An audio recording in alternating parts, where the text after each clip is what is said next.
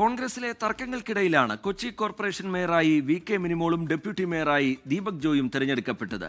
ഒരു സ്വതന്ത്രന്റെ അടക്കം പിന്തുണ യു.ഡി.എഫ് നേടി. വി.കെ. മിനിമോൾ ചുമതലയേൽക്കുന്ന ചടങ്ങിൽ ദീപ്തി മേരി വർഗീസ് പങ്കെടുത്തില്ല.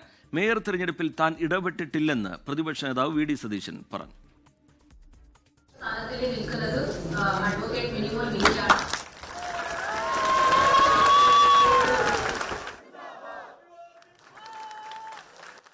അംഗ കൊച്ചി കോർപ്പറേഷനിൽ ഒരു സ്വതന്ത്രന്റെ ഉൾപ്പെടെ 48 പേരുടെ പിന്തുണയാണ് തെരഞ്ഞെടുപ്പിൽ വി.കെ. മിനിമോളിനും ദീപക് ജോയ്ക്കും ലഭിച്ചത്.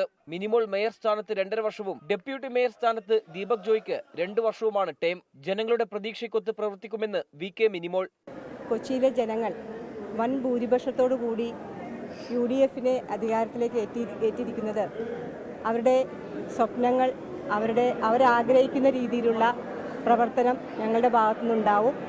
ഞങ്ങൾ ഒരുമിച്ച് നിന്നുകൊണ്ട് യു.ഡി.എഫ് ഒറ്റക്കെട്ടായി കൊച്ചിയുടെ ഭരണം നല്ല രീതിയിൽ കൊണ്ടുപോകും. മേയറെ നിശ്ചയിച്ചതിനെ ചൊല്ലി എതിർപ്പുന്നയിച്ച ദീപ്തി മേരി വർഗീസ് വോട്ടെടുപ്പിൽ പങ്കെടുത്തു. എന്നാൽ വി.കെ. മിനിമോൾ ചുമതലയേൽക്കുന്ന ചടങ്ങിൽ ദീപ്തി മേരി വർഗീസ് പങ്കെടുത്തില്ല. മേയറെ നിശ്ചയിച്ചതിൽ കെ.പി.സി.സി മാനദണ്ഡം പാലിച്ചില്ലെന്ന പരാതിയിൽ നിന്ന് പിന്മാറിയിട്ടില്ലെന്ന് ദീപ്തി. കെ.പി.സി.സിയുടെ മാനദണ്ഡങ്ങളെക്കുറിച്ച് മാത്രമേ ഞാൻ പറഞ്ഞിട്ടുള്ളൂ. അല്ല, അതൊന്നും ഇപ്പൊ പറയുന്നില്ല. അതൊക്കെ ഞാൻ ഓൾറെഡി പറഞ്ഞിട്ടുണ്ടല്ലോ. അതിൽ നിന്നൊന്നും പിന്മാറിയിട്ടൊന്നുമില്ല. അതേസമയം മേയർ നിശ്ചയിക്കുന്നതിൽ താൻ ഇടപെട്ടിട്ടില്ലെന്ന് പ്രതിപക്ഷ നേതാവ് വി.ഡി. സതീശൻ പ്രതികരിച്ചു.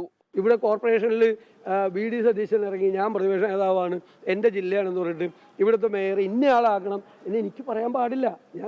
ഞാൻ ഇടപെടാൻ പാടില്ല അതിൻ്റെ അകത്ത്. തെരഞ്ഞെടുപ്പിന് പിന്നാലെ പുതിയ മേയറെ അനുമോദിക്കുന്ന ചടങ്ങിൽ കീഴ്വഴക്കം ലംഘിച്ചെന്ന് പ്രതിപക്ഷം ആരോപിച്ചു. കക്ഷി നേതാക്കളെ സംസാരിക്കാൻ അനുവദിച്ചില്ലെന്നാണ് ആക്ഷേപം. 24 കൊച്ചി. ലോകത്തെവിടെയായാലും ഏത് സമയത്തും 24 വാർത്തകളും ഓഗ്മെന്റഡ് റിയാലിറ്റി പാക്കേജുകളും എക്സ്പ്ലെയിനറുകളും വിശദമായി കാണാൻ ഞങ്ങളുടെ യൂട്യൂബ് ചാനൽ നിങ്ങൾക്ക് സബ്സ്ക്രൈബ് ചെയ്യാം.